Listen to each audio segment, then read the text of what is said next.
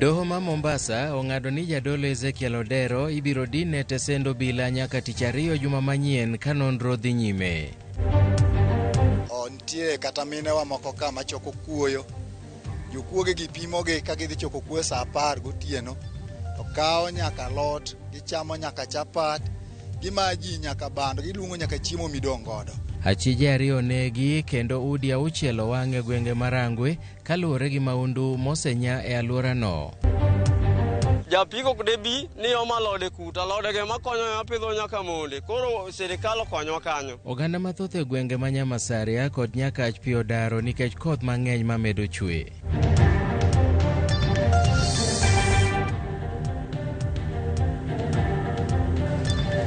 Machiegni jara mar Ramogi TV e weche manyien makagi kacha nyinga Milton Ochieng.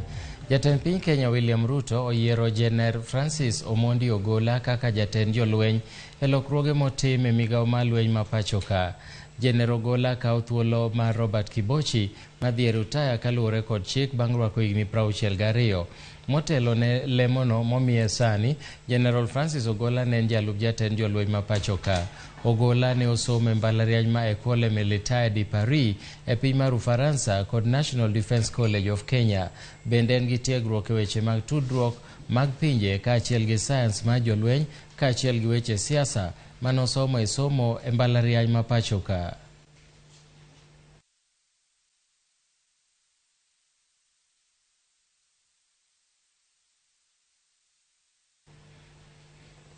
Bero mar ringre ji moingo 100 manokunyo oko kowuok e bunge ma Shakahola Malindi nochakore kawuono e bwo telo mar jabero maduong' mar piny owacho Johansen Oduor. Chenro makamano geto yango gima dine kel thoe mag jolup kanisa mar Good News International motelne kod jadolo Paul Mackenzie miwacho ni nochuno jolupnegi tweyo nyaka githo. Jatend migawo mar arita Kithure Kindiki ne geno ni dhi chopo Shakahola mondo mi ochuo wang'e e bero makamano. Gavana ma Kilifi Gideon Mung'aro kod Senator Stewart Mazayo e moko kuom jotelo ma bende noyuoro e kar bero no. Gie kindeno chenro mar manyo ringruok mamoko e bungu ma Shakahola nochungi kawuono kaluwore gi koth mapek manodhi nyime chwe e alworano.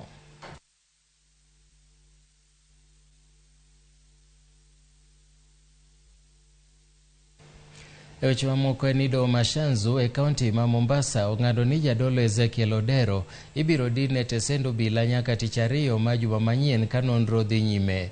Motelo ne ng'etono, obila nokwayo doho mondo mi oyienegi geng'o ne jadolo Odero kuom thuolo mar ndalo 30 machiwo thuolo ne nonro. Gino ma doho biro ng'ado wachne tich ariyo ma juma manyien. Jadolo no inono e wi keth mopogore opogore moriwo tiyo arietha kod omenda, nek, konyo oganda kawo ngima gi giwegi, puonj magalagala kod rocho ratich nyithindo. Nonro mohiu bende lero ni nitie ji mathoth manowito ngimagi e kanisa mar Ezekiel Odero ma bende en New Life Prayer Center e kind higa mokalo kod higani. E kinde ni kanisa ne ma Mavueni e kaunti ma Kilifi olor kendo nyose dar jok mane oyudi e kanisa no.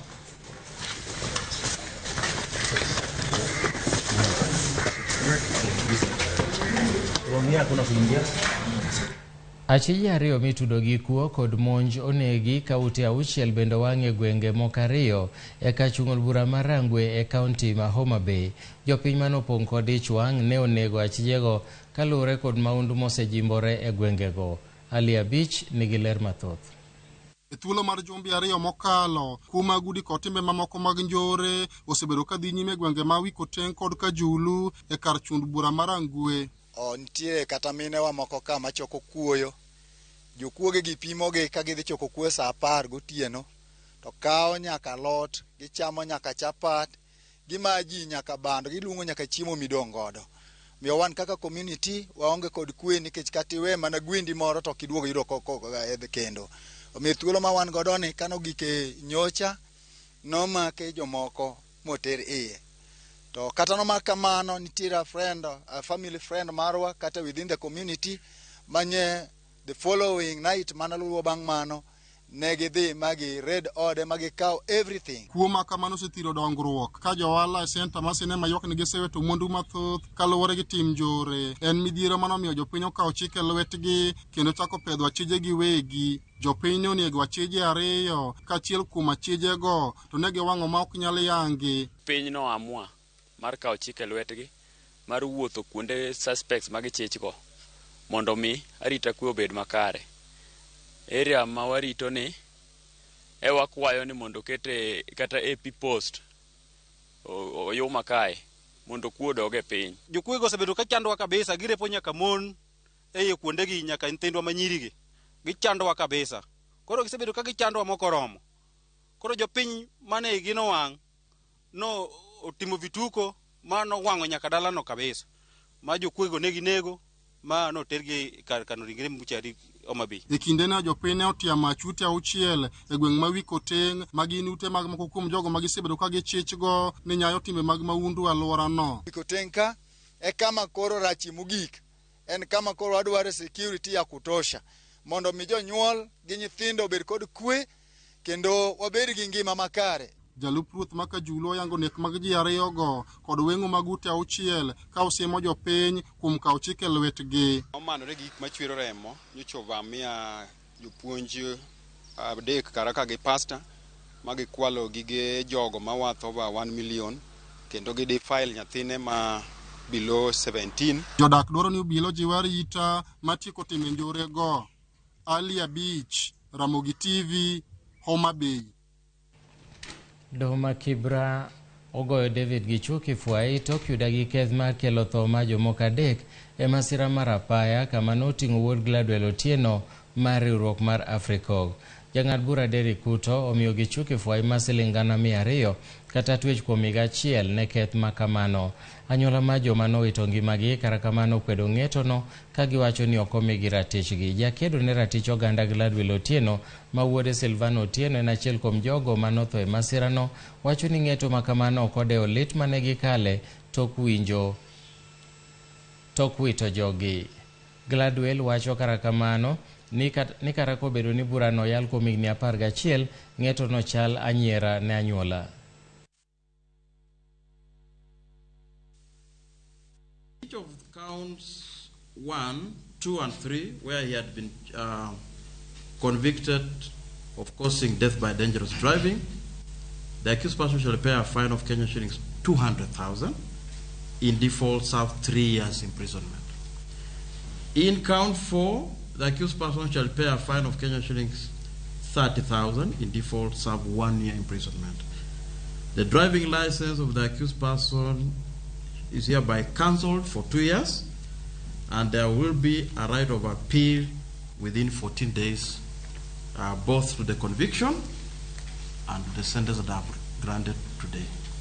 For us to then get to the point after all this struggle to find that it's a non-custodial sentence in that he can either pay a fine of about 630,000 shillings or possibly serve a sentence in jail makes me feel like there has been no justice that has been served. After 11 long years, and we really cannot give an account of what we've gone through from the moment we learned about this accident, to give people a true impression of what it means to struggle for justice in this system. This sentence is a slap on the wrist, and it does not send the correct signal out to the people of Kenya about the value of human life and about the importance of cautiousness and prudence on the roads.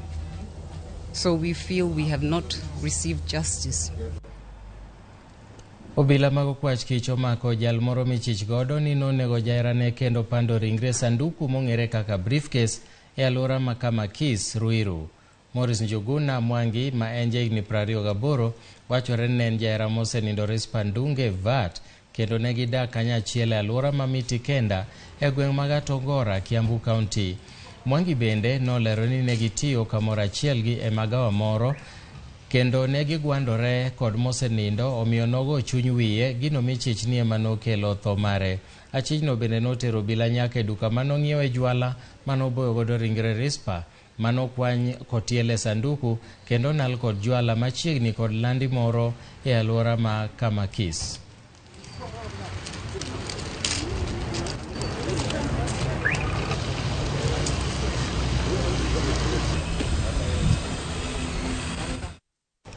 Oganda modak e alwora ma Nyamasaria koro wuok oko odiechieng' achiel bang' aora ma Nyamasaria muomo kiew mare kendo yweyo puothegi ka muko moko kuom utegi bang' koth manochwe odhiambo manyoro weyogi kod oula.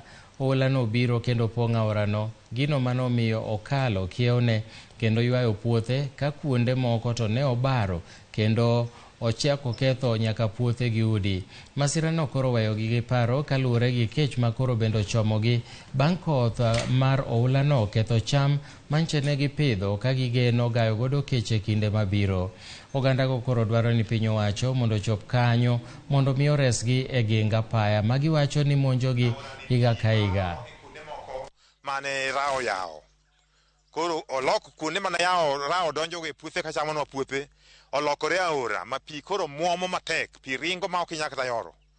Kata sae na adhi ng'iyo puothano orwenya ok anyal chopo kata e puodho.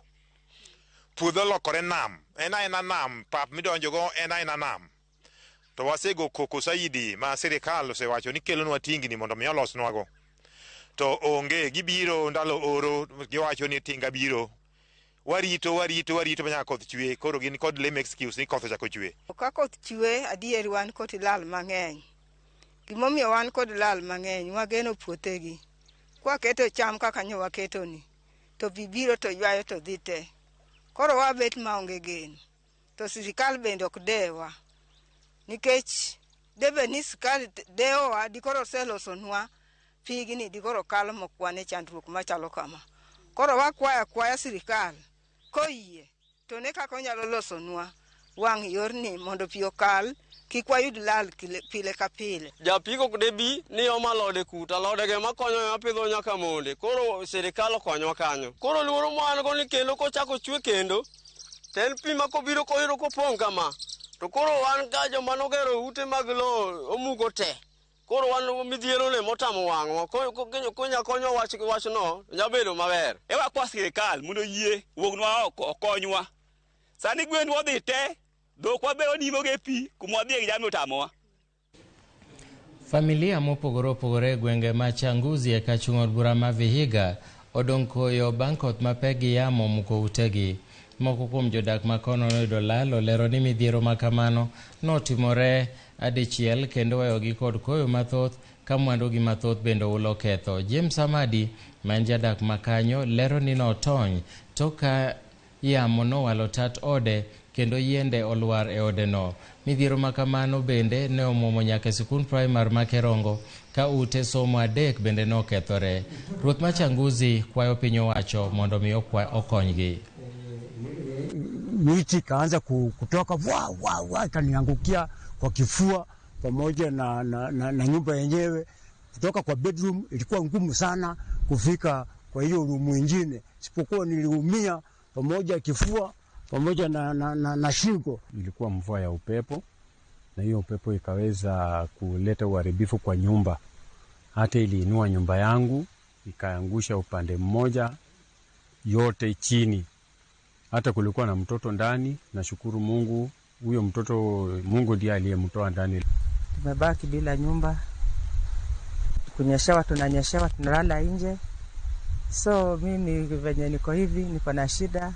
Sasa kuomba kwangu naomba tu kama kunaweza kuwa mtu mwenye anaweza jitokeza kwa tu na chenye yako nacho kidogo na venye mnaweza kutusaidia hii nyumba yetu tuinue turudi katika hali tulikuwa nayo, naweza furahi na naweza shukuru Mungu.